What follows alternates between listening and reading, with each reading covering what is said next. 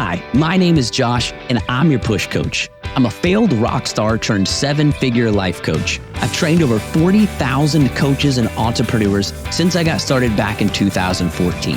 I currently run a Push Elite program for leaders who want to get on their stage and my own life coach certification for those who want to learn the powerful tools of transforming lives using the psychology of true coaching. On this show, we're going to explore business from a different perspective. I combine high energy with psychology to teach you business in a totally different way.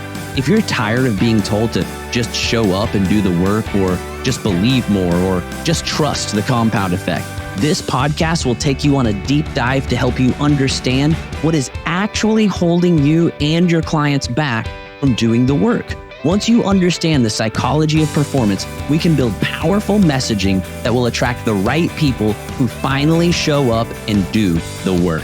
If you're ready to be a powerful leader and build your legacy, let's dive in. Hello, my friends. Welcome back to Your Push Coach. My name is Josh. I'm your push coach, and I'm so excited to be here with you today. As you heard on the last episode, we've been revamping some things for the podcast. I've got a new producer who's going to be doing incredible things with the podcast. Hopefully, as you're listening right now, you notice a huge difference in the audio quality. We're also going to be taking videos, putting them on YouTube, which is something we kind of played around with a couple years ago with one of our new seasons, and I just didn't have the systems in place to get that done regularly. Kurt is now overseeing that. He will make sure all of that happens, so I don't have to think about it. I just hit record, do it. Kurt turns it into podcasts for iTunes and Spotify. I believe we are, if not this episode, sometime in the next couple of episodes will be, I don't remember what it's called, but there's a word for it when you run ads for the sake of pay. So there's going to be some ads mixed in. Want to give you a warning so you're not thrown off by that. But don't worry, the program's going to be better than it's ever been before. Monetized. That's the word I was looking for. I was looking for that magic word. We're going to be monetizing the podcast here as well as over on YouTube, which is super exciting because here's what that allows us to do. When the podcast is literally making an ROI, like a return on investment, we have the ability to invest more into it. So one of the things that we're going to be doing is looking at turning my office here at the home into more of an official studio.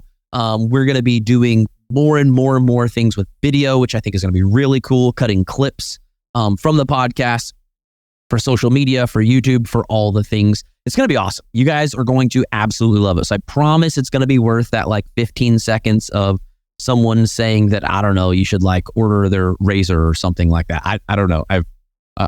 Can we not run ads like that, Kurt? Can we not run ads for someone's razor? I don't think that my audience is going to be super all about that. Anyways, I'm so excited to be here, guys. We are going into the next section of my book. I say section because we're not on a new chapter. We're actually in the middle of a chapter that has 3 sections. It is the chapter on heart, hustle, and harmony. This is the entrepreneur chapter, and we're going to be jumping right into that today. This section is called hustle. The word hustle is being turned into a 4-letter word on social media. I've seen so many social media influencers mocking the hustle and choosing to focus more on the law of attraction. Here's the thing. The law of attraction is real. You really do find what you seek. But as I mentioned earlier in this book, you also reap what you sow. You can't separate the two laws. Here's what I have observed personally. I've watched entrepreneurs who didn't learn the harmony aspect I'm about to teach you in the next section of this book, who worked all day and night for 4 or 5 years, made millions of dollars, and then got emotionally burned out. They now get triggered by people who say things like, stop watching Netflix and work on your side hustle. The reality is, you don't have to stop watching Netflix altogether, but it is a little ridiculous when people watch 5 hours of Netflix a day and say they don't have time for a side hustle. Please remember that all personal growth applies to every area of your life, or it is not personal growth. I want you to try waking up every morning and imagining yourself skinnier or more muscular or faster, whatever it is you want. Then go eat anything you want. Does this person actually get in better shape? I think we all agree that the answer is no. You can imagine being healthier all day, and while that might help you be a happier person, which is also very important, by the way, it won't actually change your physical state unless you do the workout and follow the meal plan. So if you can't change your body by just imagining good things, why would you be able to change your business?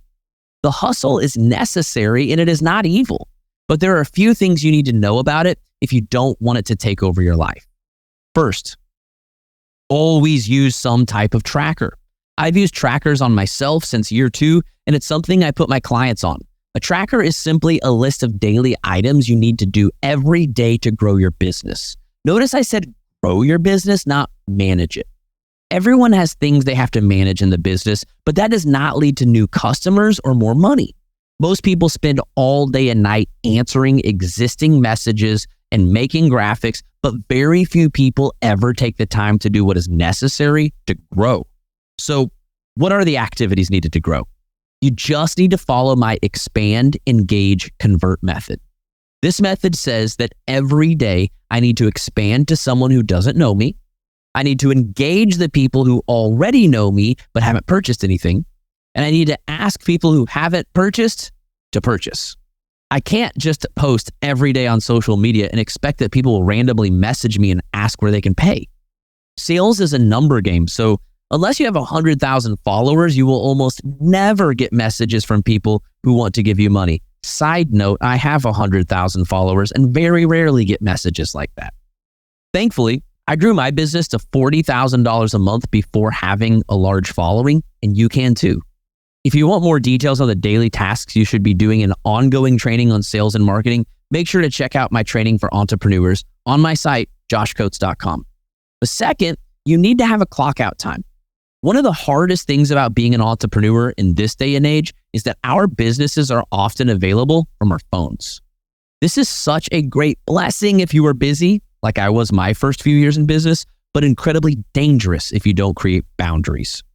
Regardless of what time of the day you work your business, you have to have a time that you are committed to being finished and going to live your life with the people you love.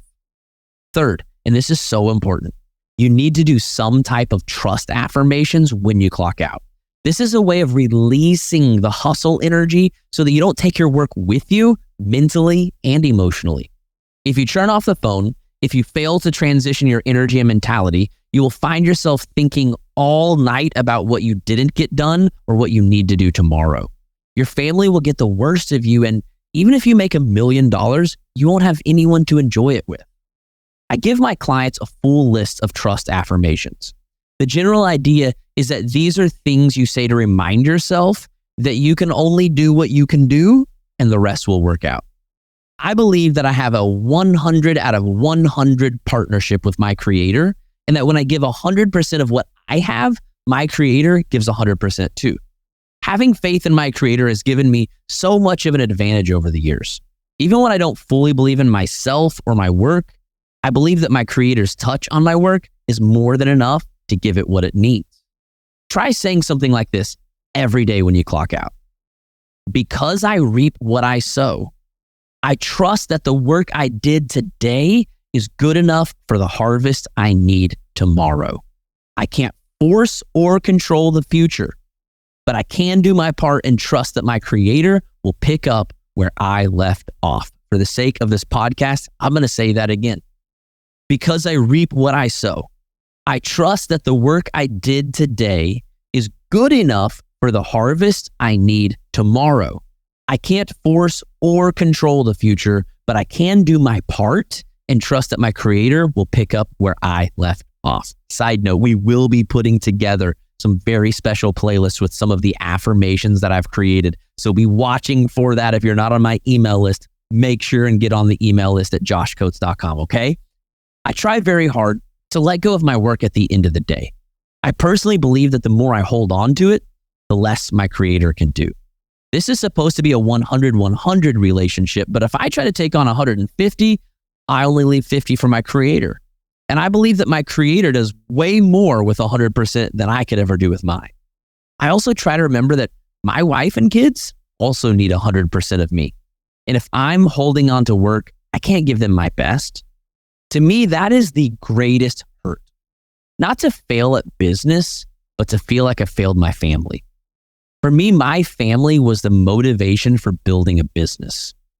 They were my motivation for having all of the conversations in the inbox that felt weird and gross. They were my motivation for reading all of the books and taking all of the courses. Shame on me if I allow all of that work that was supposed to be for them to take over the time I could have given them. That is why I tell my clients, do your shit and get out. Don't waste a bunch of time doing busy work. Don't play on your phone and call it work. If you're gonna have a business, band, a nonprofit, or even a career, do what is most important to grow it and clock out. Don't be a wantrepreneur who just likes to have the notebooks, the books, and the hustle t-shirts. Don't be someone who talks about it. Be someone who is about it. On our next episode, we'll be diving into the aspect of harmony, which is one of the most important ingredients in a leader's life. This is, do you actually know how? Do you have intentional ways clocking out and taking care of yourself and your promises to your family? And this is a very performance thing. I've had clients where I've said, listen, if you want to perform like a professional athlete, you better be willing to recover like a professional athlete. Like, professional athletes do not practice 14 hours a day. They practice and then they get out, okay? They got to get out of the gym. They got to get off the field, like whatever it is. They go take ice baths. They go all the things they need to recover. And for us as entrepreneurs, we need to do the same thing. So hope you enjoyed this section of the book. Remember, you can grab your copy, free copy at joshcoates.com. Grab a free copy, paperback copy of the book. There is an ebook that comes with it as well as some workshops. Thank you so much for hanging out with me today. Thank you for being a part of this journey with me and allowing me to be a part of your journey. I love you so freaking much. Remember, everything you need is already on the inside, and all the resources you'll ever need are right under your nose. We'll see you soon, friends.